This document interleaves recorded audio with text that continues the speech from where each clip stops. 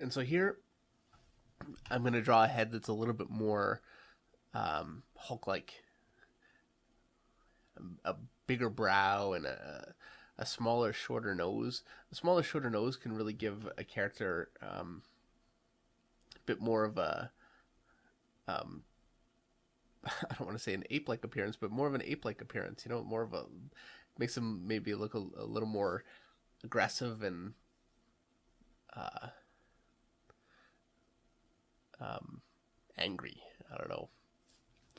So I'm giving him a much broader neck, a much bigger neck than I would normally give him. His brow, because it's extended outward more. It's more protrudent. Um, Comes down lower over the eyes. A shorter nose, you can see there's a much greater distance between the nose and the mouth. It's something that contradicts um, the basic structure that we've been doing. But the important thing about um, knowing that basic structure is knowing how you can break the rules of that structure in order to get a different effect. Because obviously, if you use the exact same structure for every face, you're going to end up with the exact same face for every character. So I'm drawing my basic eye here. You can see I've given him a few more wrinkles, and now this is where it gets a little more fun for me. I'm starting to put in a bunch of wrinkle lines around his nose between the eyes, make him look a little more aggressive. If you notice all those lines, I am trying to draw, um, drawing almost like a little hook on every line. I don't just draw lines out or curves out. I draw a line with a bit of a hook. You can see I did it there. There it is again. And this is something that I've just gotten to the point where it naturally comes out of my pencil. But I think it's a bit more of an aggressive looking line than just drawing something. And those are the sorts of things that I think make a difference between having your artwork look maybe a little bit soft and a little squishy, as opposed to being maybe a little bit more edgy and a little more aggressive looking, which this is a decision that you have to make for your own artwork. You have to decide the sort of artist you want to be. Do you want to be um, an artist that draws beautiful women and flowing, nice, bright things, that kind of art, or do you want to draw skulls and angry people and people hitting each other and that kind of thing? For me, I'm all about the skulls and angry people and people hitting each other. So it just really depends on where you're coming from. But um, uh, drawing in the shadowing around his mouth a little heavier than I would do with some characters. More detailing and some more wrinkling and you can see I've got some wrinkling established from around the outside of his eye towards his cheek.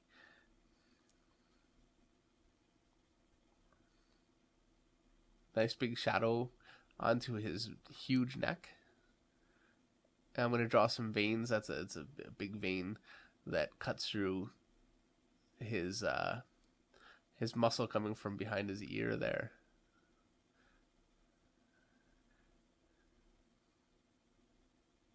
Probably should have drawn his ear in before I moved on to shadowing and detailing other areas of the head, but um, you know, as long as I have my basic head structure in and established, it's easy enough for me to um, completely detail one area because I know where everything else is going to go. I've got my blueprint already really established.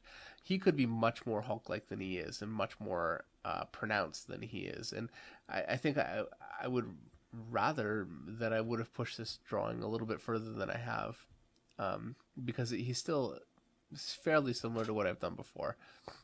It's not really as pushed as he could be, but you can see pushing the attributes that I pushed, just taking it further, giving him more of a brow, um, giving him more of a jaw, making it larger, maybe even more neck than I've given him. Maybe like a um, smaller cranium as opposed to the face.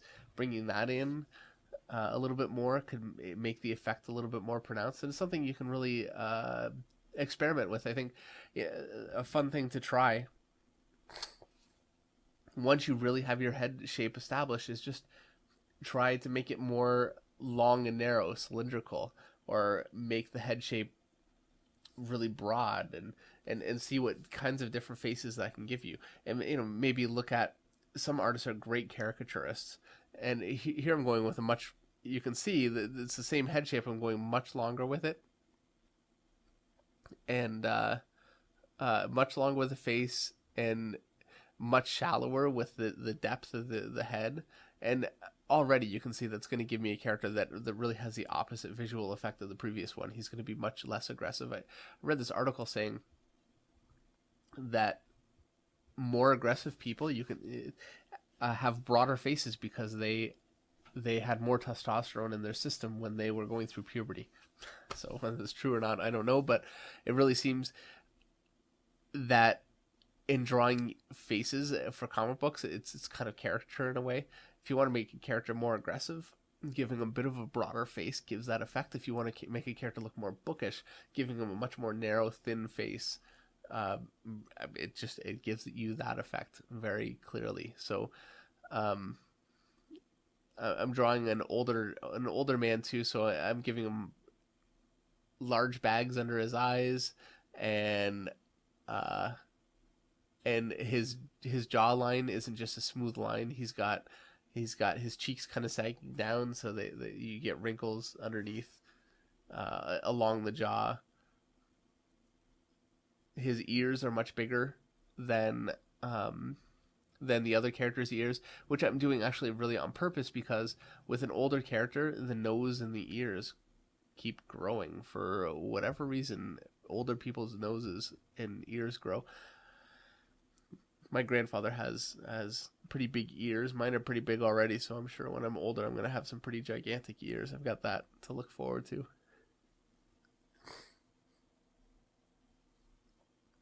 And I'm lighting this face from the opposite side just to give an example of a face lit from the opposite side. It's the same effect. Um, you know where your lighting is coming from, so you um, draw your shadowing where the lighting isn't. You'll notice I don't have a line on the other side of his nose where the light is coming from for that reason. Um, and then it's just knowing the planes that you're establishing for the different features, understanding where the line for your cheek is, which is something that we've established early on in this DVD with our basic head shapes.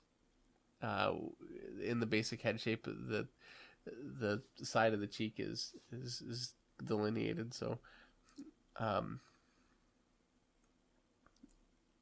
and I've got some wrinkles along there, so I'm shadowing along the hidden side of the wrinkle.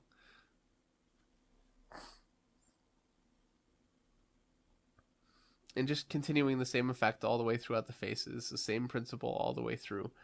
Um, as long as you know where your lighting is coming from and you know your form, you can light it. You can light it every time. The key is not so much knowing where to put your shadow; it's knowing where not to put your shadow, and that's something I see a lot of times. I'll see somebody that knows that they have their lighting coming from, in this case, from the right hand side, and so their shadowing will all be on the left hand side, and everything's great. But then they'll have a major portion of their figure with no shadowing whatsoever. It totally contradicts the lighting that they've established. Or they'll have a big, huge shadow plonked in directly into the light on the surface of a form, on the a rounded form. They'll have a shadow put directly onto where that rounded form would hit the light. So you always need to keep in mind. You can see on his cranium there, that's a rounded form, and I'm only shadowing the side of it that's away from the light. I would never put a shadow, a little piece of shadow or anything on the portion that's into the light. And it's a very simple thing to to keep in mind. It's just something that you really need to keep in mind at all times, and it gets easier as you go. You'll find it becomes easier to manage that.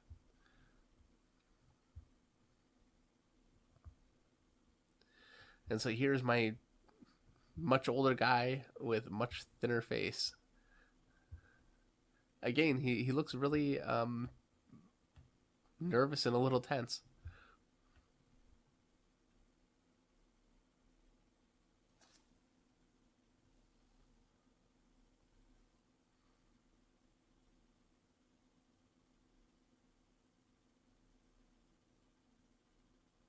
And the rest of this is just me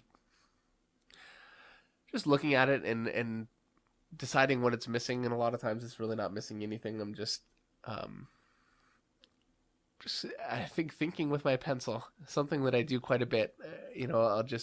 I'll go in and I'll just be detailing and throwing in little thingies here and there that don't really even necessarily need to be there, and I'm almost just thinking with the pencil.